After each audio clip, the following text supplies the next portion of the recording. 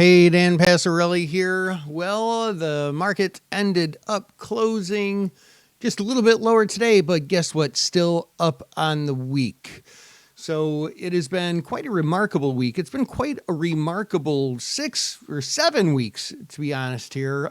Closing on the Ides of December up. Boy, oh boy, what is that, like 15% or something from the lows? Wowsies.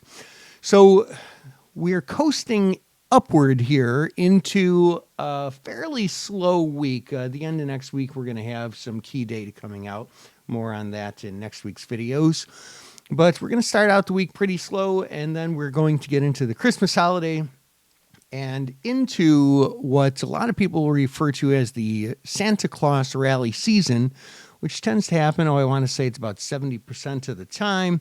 So the expectations will be for between Christmas and New Year's and the couple days after New Year's to be a rallying period. Now, that might be tough after the remarkable 7 weeks that we've had so far, but that's what the data show often, not always, but often happens.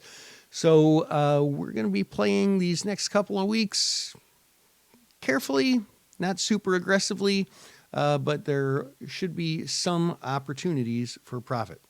Hope that helps. This is Dan Passarelli, Trade Smart.